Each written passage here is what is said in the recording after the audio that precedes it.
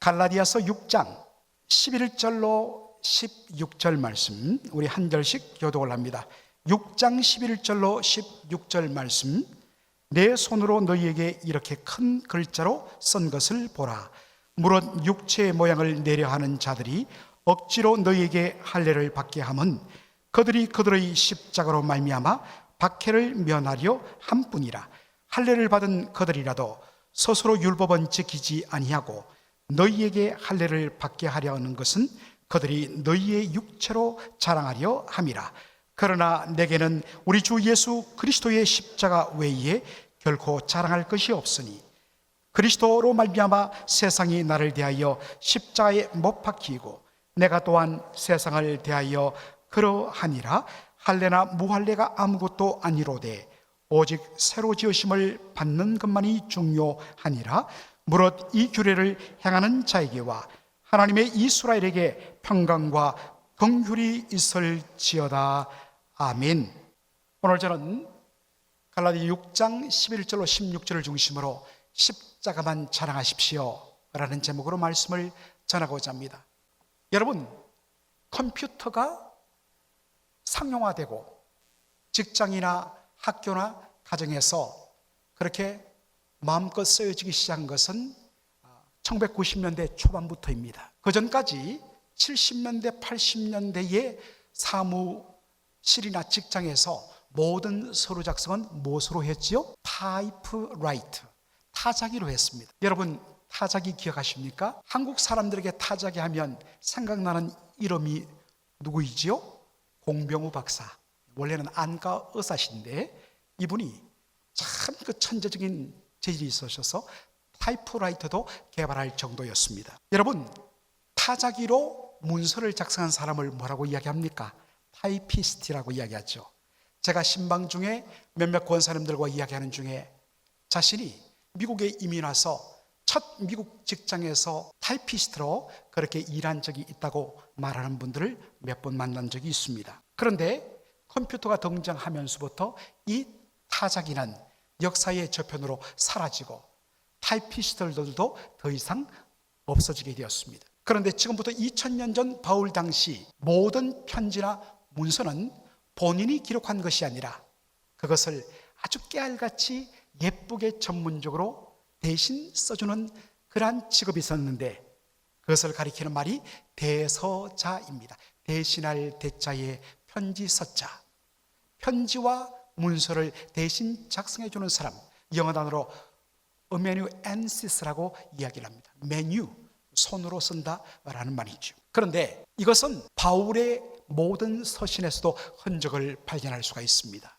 예를 들어서 로마서 16장 22절 말씀입니다. 이 편지를 기록하는 나 드디어도 주 안에서 너희에게 문안하노라. 여러분, 여기서 주목할 것은 바로 이 표현, 이 편지를 기록하는 나 드디어라는 표현. 여러분, 여기 이 편지가 무슨 편지일까요? 지금 바울이 로마 교회 성도들에게 쓰는 편지가 무엇입니까? 로마서입니다. 그런데 이 편지를 바울이 직접 쓴 것이 아니라 누가 썼다고요? 드디오라는 대서자가 대신해서 썼다는 것입니다. 바울이 로마 성도들에게 보내는 편지를 쓸 때에 불러주면 이 드디오라는 사람이 작고 예쁘게 글씨를 써서 편지를 로마 교회에게 보냈다는 것입니다. 물론 우리가 고린도전서 16장이나 데살로니가 후서 3장에 보면 바울이 나 바울은 친필로 문안을 써노라 라는 표현이 옵니다. 이것은 모든 편지 내용을 대서자가 다 쓴 후에 마지막으로 여러분 안녕히 계십시오 라는 이 그리팅, 문안 인사를 바울이 자신의 손으로 썼습니다.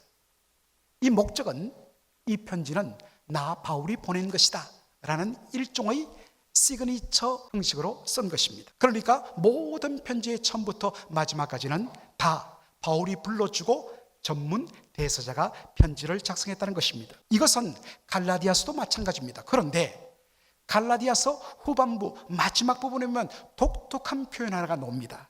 바로 갈라디아서 6장 11절의 말씀입니다. 다 같이 우리 한번 읽어보겠습니다. 내 손으로 너희에게 이렇게 큰 글자로 쓴 것을 보라. 존 스타트 목사님이 이 부분을 이렇게 설명합니다. 바울은 예전과 똑같이 갈라디아서 처음부터 끝까지 대서자에게 불러주어서 그가 편지를 쓰겠다는 것입니다. 그런데 유독 갈라디아서에서는 이 마지막 부분, 결론 부분을 쓸 때 대서자에게서 펜을 넘겨받아서 이 마지막 부분을 친필로 직접 썼다는 것입니다. 그런데 왜 바울이 보통 때와 같이 대서자를 통하여서 편지를 다 끝까지 완성하지 않고 이 마지막 부분, 이 중요한 마지막 부분을 자신이 직접 펜을 들고 친필로 썼을까 하는 이유입니다. 왜 그랬을까요? 이것을 알려주는 실마리 클루가 바로 여기에 옵니다. 내 손으로 너에게 이렇게 어떤 글자로 썼다? 큰 글자로 썼다라고 이야기합니다. 왜 사도 바울이 큰 글자로 썼을까? 그 당시에는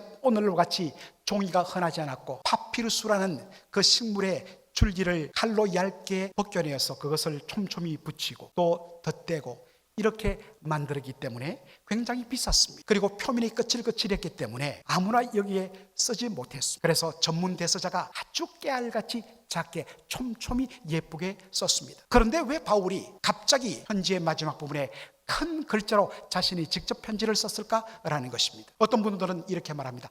그것은 이 바울이 이 당시 나이가 벌써 50대 중반이 넘어섰고 그리고 그는 안질로 눈병으로 고생해서 시력이 너무나 많이 약해졌기 때문에 바로 큰 글자로 쓸 수밖에 없었다라고 말하는 분도 있습니다. 충분히 맥센스 하지요. 그러나 대부분의 성경학자들은 바울이 갑자기 이 마지막 부분을 자신이 직접 써대 큰 글씨로 쓴 이유는 엠파시스, 강조하기 위해서라는 것입니다. 이 부분이 대단히 중요할 때 우리는 어떻게 합니까? 보통 작게 쓰다가 갑자기 글씨를 한 4-5배 크게 씁니다. 그러면 이건 강조하는구나 라는 것을 알게 되는 것이죠. 또 여러분 가운데 어떤 분은 너무나 중요한 내용을 발견할 때 어떻게 합니까? 밑줄을 붉은 펜으로 쓰고 특별히 꼭 기억하고 싶은 이 구절에는 옆에다가 별표를 2개, 3개 하기도 합니다. 저는 책을 읽을 때 주로 그렇게 합니다. 그것은 이 부분이 너무나 중요하다는 엠파시스, 강조의 표시인 것입니다. 그래서 갈라디아 편지를 받아본 성도들은 이 부분을 보는 순간 바로 이 부분을 지금 사도 바울이 대단히 중요시하며 강조하고 있구나를 단박에 알 수가 있는 것입니다. 여러분, 갈라디아 교회에게 보낸 편지가 갈라디아서입니다. 그런데 우리가 보통 갈라디아 교회라고 이야기할 때 우리는 맥클린 한인 장로교회, 맥클린 바이블 처치 혹은 워싱턴 중앙 장로교회처럼 이 하나하나의 개별적인 교회로 생각하기 쉽습니다.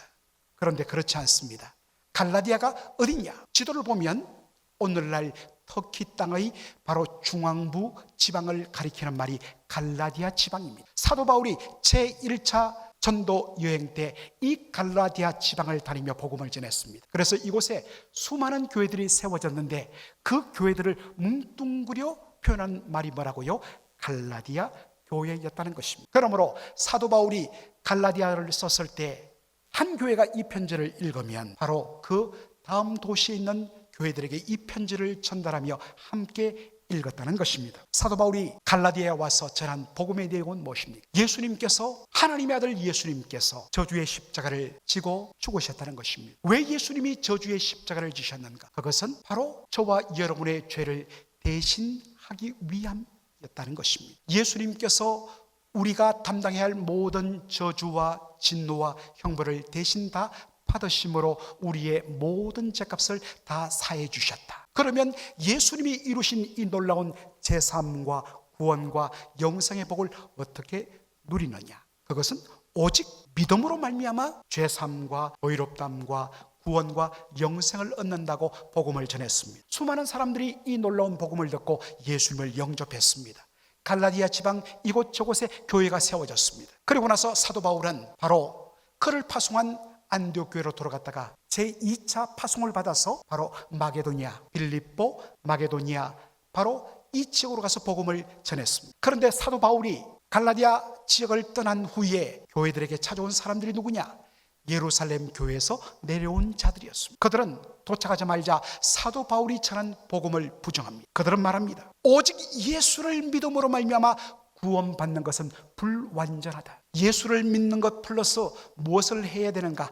할례를 받아야 된 유대인들이 난지 8일 만에 남자의 생식기껏 표피를 잘라서 그렇게 받는 의식인 할례, 설컴시즌을 받아야 진짜 구원받고 진짜 하나님의 백성이 완성된다. 이 말을 들은 갈라디아 교회 성도들, 그들은 혈통적으로 이방인들이었습니다. 우리가 온전한 하나님의 백성이 되기 위해서는 이스라엘 사람들처럼, 유대인들처럼 할례를 받아야 되겠구나 해서 할례를 받는 일들이 일어납니다. 교회가 큰 혼란에 빠졌습니다. 이 소식을 들은 바울이 이 문제를 풀기 위하여 써보낸 편지가 뭐라고요? 갈라디아서입니다. 오늘 본문에 보면 사도 바울이 예루살렘에서 내려온 자들이 왜 예수를 믿는 것만으로, 예수님의 십자가를 믿는 것만으로는 구원이 부족하기 때문에 할례를 받아야 된다고 이방인 신자들에게 그렇게 주장하며 가르치며 강요했는가? 사도 바울은 놀랍게도 그 속에 숨어있는 동기 두 가지를 오늘 본문에서 지적합니다. 첫째는 그리스도 예수의 십자가로 인하여 받는 박해를 피하기 위해서다. 이게 무슨 말일까요? 자, 12절 한번 다 같이 읽겠습니다. 무릇 육체의 모양을 내려하는 자들이 억지로 너에게 할례를 받게 하면 그들이 그리스도의 십자가로 말미암아 박해를 면하려 함뿐이라. 바울이 이들에 대하여 어떻게 표현합니까? 그들은 육체의 모양을 내려하는 자들이, 여러분, 육체의 모양을 내려하는 자들이 무슨 뜻일까요? 영어 성경이 이것을 잘 설명합니다. Those who desire to make a good showing in the flesh. 할례는 바로 그들의 몸에 받는 것입니다. 할례를 강조하는 것은 good showing, 일종의 쇼라는 것입니다. 보여주기에 불과하다는 것입니다. 그들이 예루살렘에서 내려온 교사들이 갈라디아의 이방인 신자들에게 예수 그리스도의 십자가만 믿으십시오, 그러면 구원받았습니다 라고 하는 것이 아니라, 여러분, 거기에 대하여 반드시 할례를 받아야 하나님 백성 됩니다 라고 말한 이유는 뭐냐? 바로 이렇게 말합니다. 그들이 그리스도의 십자가로 말미암아 박해를 면하려 하는 것이라 라고 이야기하고 있습니다. 여러분, 지금 예루살렘 교회로부터 내려온 이 유대인 출신의 선생들은 예수를 믿는 자들입니다. 그런데 이들이 와서 예수 그리스도의 십자가만으로 충분합니다 라고 그렇게 전하면, 바로 이 갈라 지역에 살고 있던 수많은 동족 유대인들, 그들은 예수의 십자가를 믿지 않습니다. 그들이 자신들을 향하여 공격하며 배신자라고 핍박할 것이 분명하기 때문에 이것을 두려워하여 그들이 쇼잉한 것이 뭐냐? 여러분, 십자가 플러스 뭘 받아야 된다고요? 할례를 받아야 된다라고 했다는 것입니다. 사랑하는 성도 여러분, 우리가 복음을 전하는 출발점은 무엇으로부터 출발합니까? 세상 사람들을 향하여서 여러분은 하나님의 저주 아래 놓인 죄인들입니다. 그러면 믿지 않는 사람들의 반응이 무엇입니까? 왜 내가 죄인입니까? 어떻게 예수 믿는 사람들이 함부로 우리를 죄인이라고 이야기합니까? 당장 이런 반응 놓는다고. 그리고 우리의 복음의 내용은 이 죄와 사망에서 우리를 구원하실 일은 오직 누구밖에 없다고요? 예수 그리스도밖에 없다고 이야기를 합니다. 그러면 당장 사람들이 말합니다. 당신들 예수쟁이들 너무나 독선적입니다. 너무나 배타적입니다.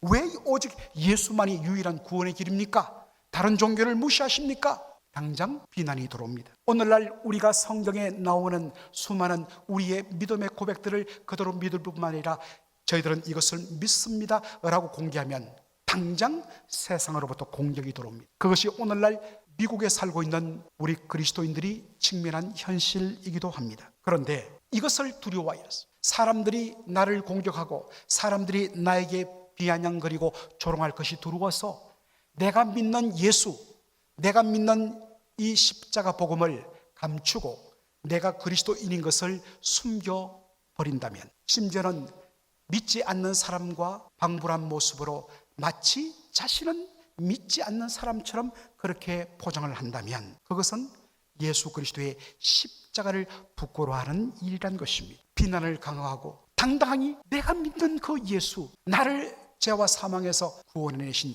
예수를 내가 고백하고 전해야 하는 것입니다. 여러분, 이집트를 어떤 나라로 생각하죠? 그렇습니다. 피라미드의 나라이죠. 그러나 종교적으로 봤을 때 이집트는 어떤 나라입니까? 바로 무슬림의 나라입니다. 인구의 90%가 무슬림입니다. 그러면 나머지 10%는 누구인가? 그들을 가리켜 콥틱 기독교인이라고 부릅니다. 이 콥틱이란 말은 고대 이집트라는 뜻입니다. 여러분, 완전히 지금부터 약 1200년 전에 이슬람화 되어버린 이 이집트에서 약 1000년이 넘도록 그들의 믿음을 유지하면서 살아오는 동안 얼마나 많은 테러와 위협과 손해와 박해를 받는지 모릅니다.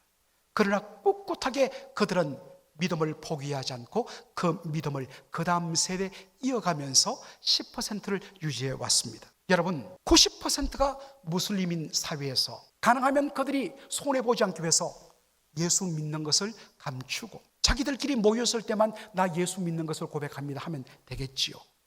그런데 놀랍게도 이 콥틱 기독교인들은 아이가 태어나면 그 아이에게 기독교식 이름을 지어줍니다. 그러면 이름은 평생 갑니다. 사람들이 딱 들으면 이 사람 예수적이구나 알아요. 비스무리하게 무슬림식으로 이름을 지어줘도 되는데 이 사람들은 고집합니다. 너는 그리스도인이야.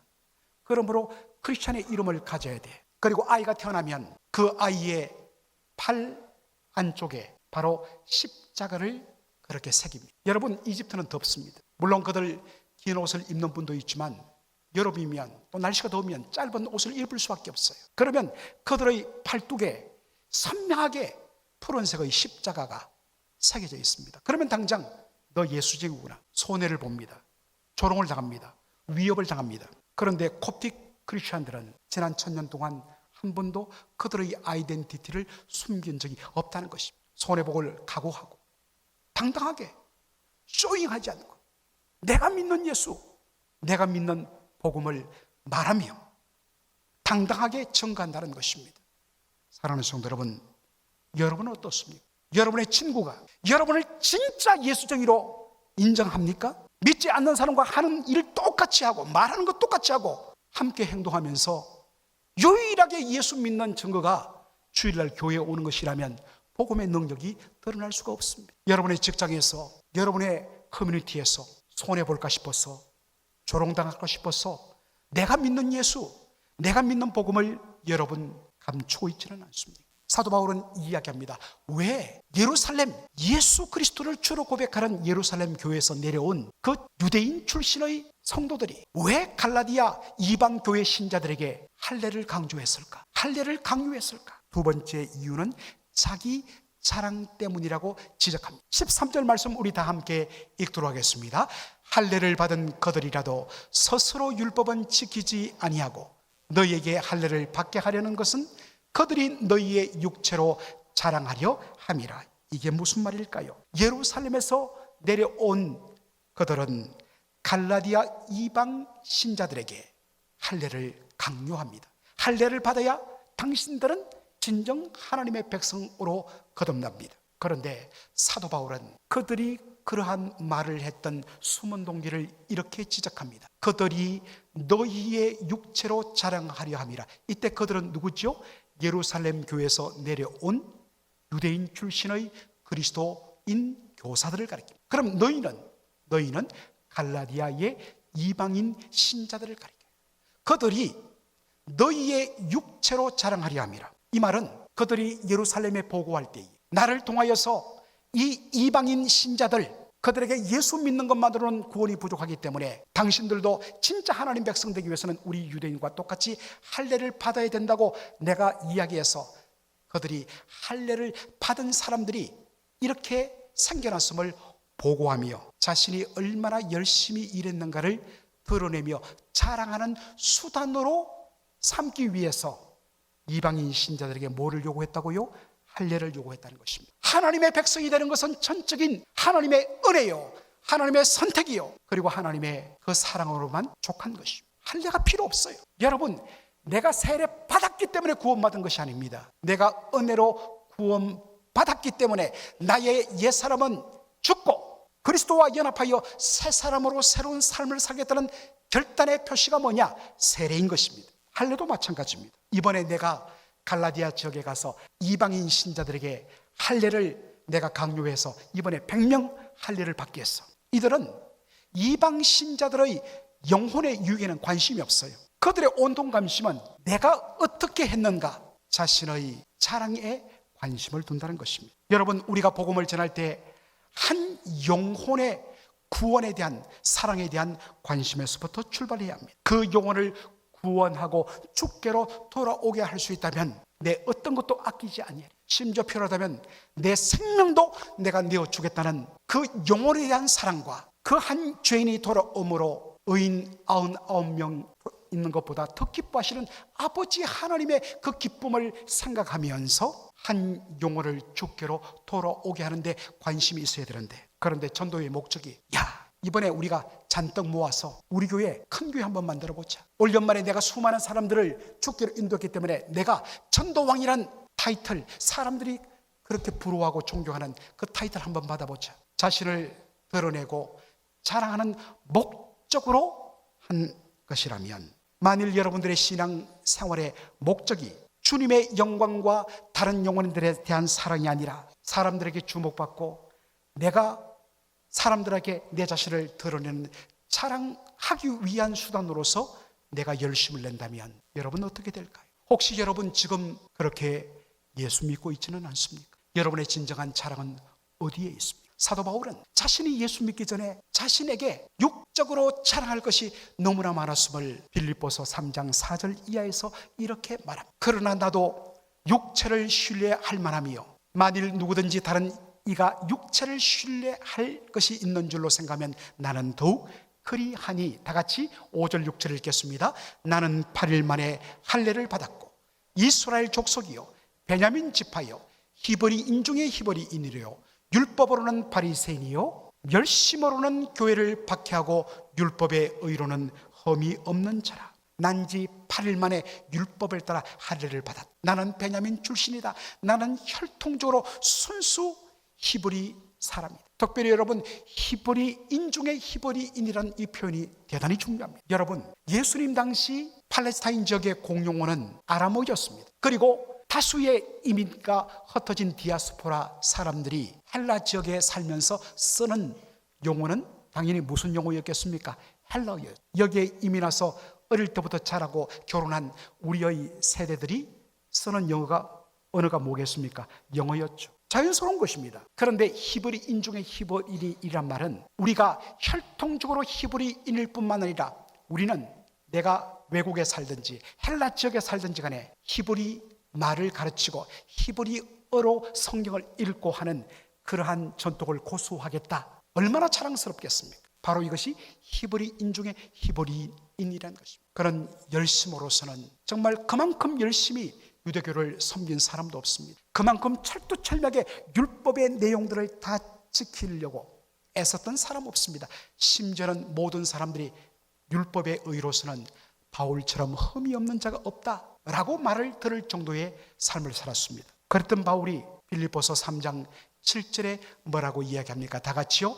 그러나 무엇이든지 내게 유익하던 것을 내가 그리스도를 위하여 다 해로 여긴다라고 이야기하고 있습니다. 그동안 자기가 이렇게 가지고 있던 모든 것을 가지고 바울 대단하다, 그 칭찬을 듣기 위하여 자기를 사용했습니다. 그런데 그 모든 것이 해가 된다고 이야기했습니다. 8절 다 같이 읽겠습니다. 내가 그를 위하여 모든 것을 잃어버리고 배설물로 여기면 그리스도를 얻고 그 안에서 발견되려 함이라. 그동안 너무나 자랑스럽고 자기를 자랑거리로 만들었던 것, 배설물로 여겼다는 것입니다. 예수를 알지 못할 때 이 모든 것이 자기를 과시하는 자랑거리였습니다. 그런데 예수님의 십자가를 알고 보니까 자신의 열심, 자신의 노력, 자신의 모든 행위가 하나님께로 나가는데 오히려 걸림돌이 되었다는 것입니다. 그러면서 말합니다. 그가 하나님 앞에 설 수 있게 만든 유일한 근거는 무엇이었느냐?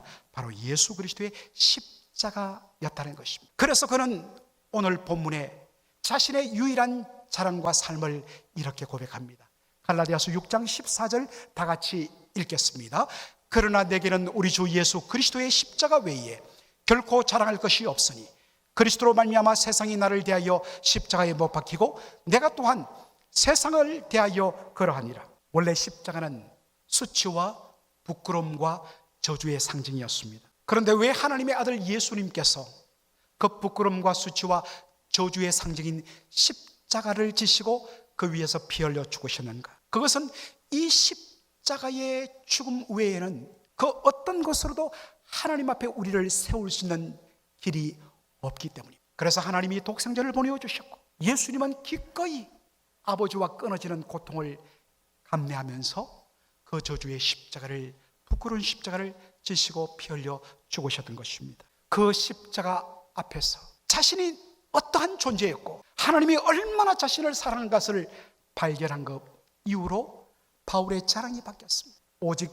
십자가만 자랑하게 되었다고 말합니다. 그리고 그 이후에 삶이 달라졌습니다. 십자가를 부끄러워하지 않았습니다. 주님께서 나 같은 죄인 살리기 위하여 하늘의 영광 버리시고 사람의 몸을 입고 이 땅에 오셔서 그 저주의 십자가를 지시며 피 흘려 죽으심으로 나를 구원하셨다면, 그렇게 해서 구원받은 나라면 이제 나도 그 주님을 위하여 기꺼이 수치를 당하고 부끄러움을 당하고 조롱을 당할지라도 그것을 감당하겠다는 마음을 가지게 된 것입니다. 교회 역사에 보면 AD 155년에 불태워 죽임당한 사람이 있습니다. 그의 이름은 폴리캅입니다. 폴리캅은 당시 소아시아 7교회 중에 한 교회인 서머나의 감독 목사였습니다. 그의 인품과 믿음 때문에 믿지 않는 사람들까지도 그를 존경했습니다. 그런데 바로 2세기 중반에 로마 황제에 의한 기독교 박해가 일어났습니다. 그를 바로 화형시켜야 했던 그 관리는 부담이 되었습니다. 왜냐하면 너무나 존경스러운 분이거든요. 그래서 말합니다. 폴리캅 감독님, 그저 한 번만 눈 감아 주십시오. 한 번만 그냥 고개만 돌려주십시오.